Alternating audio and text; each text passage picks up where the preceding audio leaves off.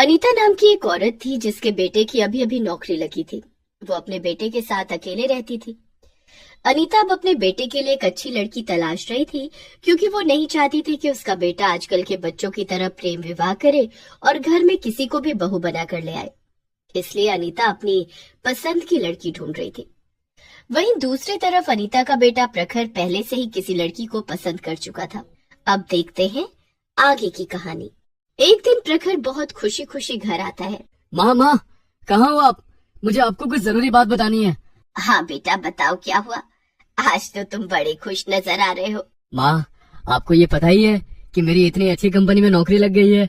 हाँ बेटा, और क्या, ये तो मुझे पता ही है और इसके लिए मुझे तुम पर बहुत गर्व भी है। हाँ माँ। अच्छा माँ, आपको सोनल याद है, मेरे कॉलेज की दोस्त? हाँ याद है ना, तो उसका क्या? माँ, आज उसकी भी एक बहुत बड़ी कंपनी में नौकरी लग गई है। आज मैं बहुत खुश हूँ माँ। प्रखर को किसी दूसरी लड़की की नौकरी लगने पर इतना खुश होते देखकर अनीता को कुछ ठीक नहीं लगता। वो प्रखर से कहती है, क्या बात है बेटा, तुम किसी और लड़की की नौकरी लगने पर इतने खुश क्यों हो रहे हो?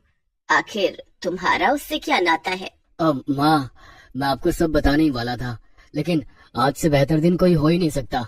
दरअसल मैं सोनल से प्यार करता हूँ और उससे शादी करना चाहता हूँ। हम दोनों ने ये तय किया था कि हमारी नौकरियां लगने के बाद हम अपने अपने घरों में सब कुछ बता देंगे, और जब हम दोनों की अच्छी नौकरी लग गई है तो आप लोग हमारी शादी करवा दीजिए। प्रखर की बात सुनकर तो मानो अनीता के पैरों तले जमीन ही खिसक गई। वो चकराकर सोफे पर बैठ गई। अरे माँ, क्या हुआ आपको? आप ठीक तो हैं? अरे प्रखर, ये तू क्या कह रहा है? ये सब सुनकर ही दिमाग खराब हो रहा है। नहीं नहीं, कह दे कि तू मजाक कर रहा है बेटा। अरे माँ, इसमें भला मजाक करने जैसा क्या है? मुझे सोनल पसंद है और आपको भी जरूर पसंद आएगी।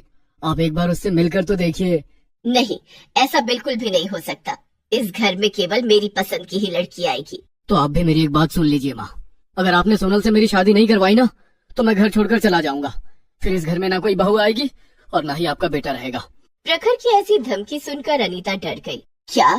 नहीं नहीं बेटा, ऐसा मत बोल। ठीक है, मैं मिल लूंगी उस लड़की से, बस तू मुझे छोड़कर जाने की बात मत कर। अनीता की बात सुनकर प्रखर खुश हो जाता है और उसे लगता है कि अब सब ठीक हो जाएगा। लेकिन असल में अब तो प्रखर की जिंदगी में सब कुछ उल्टा पुल्टा होने वाला था। अगले दिन अनीता और प्रखर सोनल के घर जाते हैं उसे देखने के लिए। सोनल सबके लिए चाय लेकर आती है। वो देखने में सुंदर तो थी, लेकिन अनीता को वो बिल्कुल पसंद नहीं आई थी। अनीता मन ही मन सोचती है, छी छी, ये कैसी पसंद हो गई है प्रखर की। जरूर इसी लड़की ने मेरे बेटे को अपने जाल में फंसाया होगा। सोनल काफी खुश मिजाज लड़की थी और वो सबसे हंस हंस कर बातें भी कर रही थी। वो मॉडर्न थी और ज्यादा शर्मा नहीं रही थी। वहीं दूसरी तरफ सोनल की बहन मीनल भी वहीं पर खड़ी थी। मीनल स्वभाव से बड़ी ही शांत और सुशील नजर आ रही थी। अनीता को मीनल एक ही नजर में पसंद आ गई। वाह, ये तो बिल्कुल वैसी ही लड़की है जैसी कि मुझे अपने बेटे के लिए चाहिए थी। ये तो अपनी बहन से बिल्कुल विपरीत है। बस मुझे मेरी बहू मिल गई। तभी सोनल की माँ अनीता से कहती है, तो फिर हम ये रिश्ता पक्का समझे बहन जी? जी जी बिल्कुल पक्का समझिए, बस रिश्ते में थोड़ा सा बदलाव है। क्या? कैसा बदलाव? दरअसल मुझे आपकी छोटी बेटी मीनल ज्यादा पसंद आ गई है, इसलिए मैं अपने बेटे की शादी मीनल से ही करूंगी। अनीता की बात सुनकर सब लोग हैरान हो जाते हैं। ये आप क्या बोल रही हैं माँ? ऐसा कैसे हो सकता है? मैं तो सोनल को पसंद करता हूँ, फिर मैं मीनल से शादी कैसे कर सकता हूँ? वो सब मुझे कुछ नहीं पता, लेकिन मुझे मीनल ही पसंद है और तुझे उसी से शादी करनी पड़ेगी, वरना तू मेरा मरा हुआ मुंह देखेगा बेटा। अनीता मरने की बात करके प्रखर को अपनी बातों में उलझा लेती है, लेकिन प्रखर सोनल के अलावा किसी और से शादी नहीं करना चाहता था। तभी अनीता एक सुझाव देती है, ठीक है, अगर तुझे सोनल से शादी करनी है तो कर ले, लेकिन तू मीनल से भी शादी कर ले, इससे हम दोनों की इच्छाएं पूरी हो जाएंगी। आप ये कैसी बातें कर रही हैं माँ? भला ऐसा कैसे हो सकता है? लेकिन मुझे इसमें कोई दिक्कत नहीं है, मुझे ये सुझाव अच्छा लगा। मैं भी अपनी बहन के साथ रहूंगी, तो इससे अच्छा और क्या हो सकता है? अरे वाह, देखो अब तो मीनल को भी मंजूर है। अब तुम मना मत करो प्रखर, हाँ कर दो। प्रखर सबके दबाव में आकर शादी के लिए हाँ कर देता है और उसकी शादी सोनल और मीनल दोनों बहनों से हो जाती है। अनीता इस शादी से बहुत खुश थी, लेकिन प्रखर बिल्कुल भी खुश नहीं था। एक दिन प्रखर सोनल के साथ बैठा था और उससे बातें कर रहा था। सोनल, मुझे तो ये सब बिल्कुल भी ठीक नहीं लग रहा है। माँ ने बहुत गलत जिद की है। अब क्या होगा? मैं तो सिर्फ और सिर्फ तुमसे प्यार करता हूँ। मैं मिनल को कभी भी प्यार नहीं कर पाऊंगा। ओहो मेरे भोले पति, अरे तुम्हें उससे क्या लेना देना है? तुम तो बस मुझ पर ध्यान दो, बाकी सब कुछ मैं संभाल लूंगी। क्या सच में?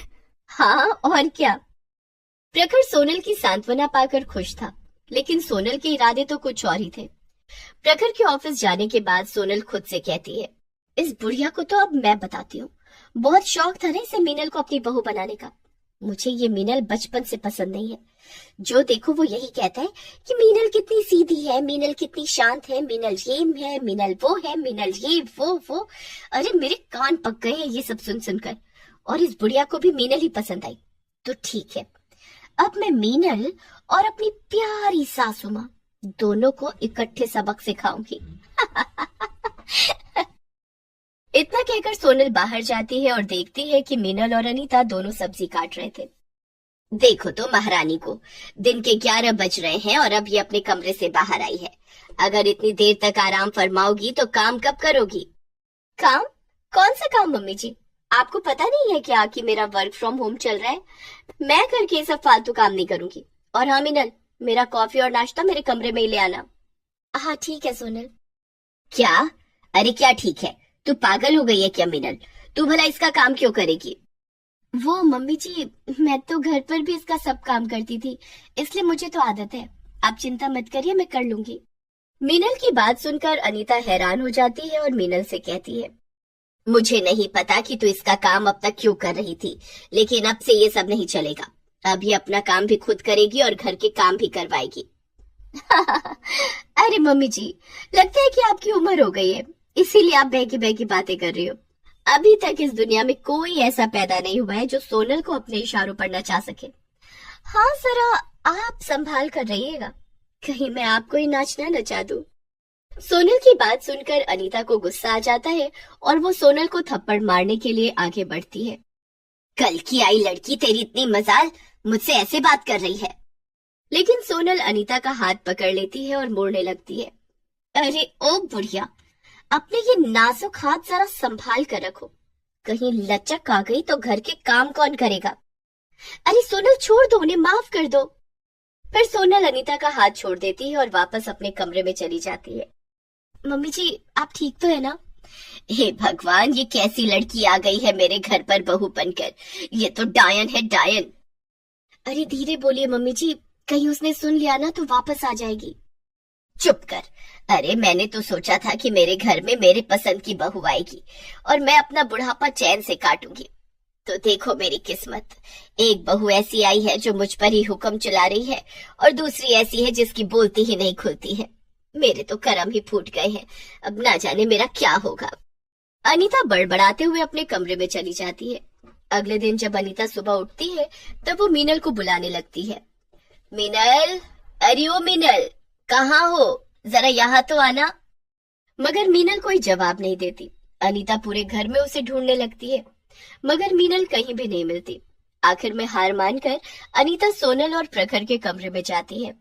प्रखर, सोनल, मुझे मीनल कहीं भी नहीं दिख रही है, पता नहीं वो कहाँ गायब हो गई है। क्या? ऐसे कैसे भला वो गायब हो जाएगी माँ? अरे मैं तो कहती हूँ इस सोनल ने ही कुछ किया होगा। ये उससे इतनी नफरत जो करती थी, कल तो ये मुझसे भी लड़ रही थी। अरे अरे, ये आप मेरा नाम क्यों लगा रही हैं? मैं क्या जानूं वो मीनल कहाँ है? अरे अब दोनों लड़ना बंद करो, मैं जाकर देखता हूँ उसके कमरे में। प्रखर मीनल को ढूंढने जाता है और फिर एक चिट्ठी के साथ लौटता है। क्या हुआ बेटा, और ये चिट्ठी कैसी? अरे माँ, मीनल तो किसी के साथ भाग गई है। उसने मुझसे शादी बस इसलिए की थी क्योंकि उसे अपने घर से निकलना था, क्योंकि उसके माँ बाप उसकी शादी उसके पसंद के लड़के से नहीं करा रहे थे। ये सुनकर अनीता को तो मानो चक्कर ही आने लगते हैं। लो, आपको तो बड़ी पसंद थी ना मीनल, आप ही की नाक के नीचे से भाग गई वो। हे भगवान, ये क्या हो गया? रुको माँ, मैं उसकी चिट्ठी पढ़कर सुनाता हूँ। प्यारी मम्मी जी, मुझे माफ करना। मुझे पता है कि आपको मैं बहुत पसंद थी, लेकिन मुझे पता था कि प्रखर मुझे पसंद नहीं करते। और तो और मुझे सोनल से पंगा लेने में कोई भी दिलचस्पी नहीं है। मुझे तो राघव पसंद है और मैं उनसे शादी करना चाहती थी, लेकिन मेरे घर वाले उनसे मेरी शादी नहीं कर रहे थे। आपने जिद की कि मेरी शादी आपके बेटे से हो जाए, और क्योंकि सोनल भी यही चाहती थी, इसलिए मैंने हाँ कर दी मुझे अपने घर से निकलने के लिए ये अच्छा मौका लगा। अब आपको सोनल के साथ रहने के लिए ऑल द बेस्ट, और मेरी इतनी मदद करने के लिए बहुत बहुत धन्यवाद। फिर क्या था, अनीता अपनी किस्मत को कोसने लगती है और मीनल, सोनल और प्रखर तीनों अपनी अपनी दुनिया में खुशी खुशी रहने लगते हैं। कहाँ अनीता दो दो बहुओं का सुख देखने चली थी, और उल्टा उसे अपनी बहू की ही सेवा करनी पड़ती है।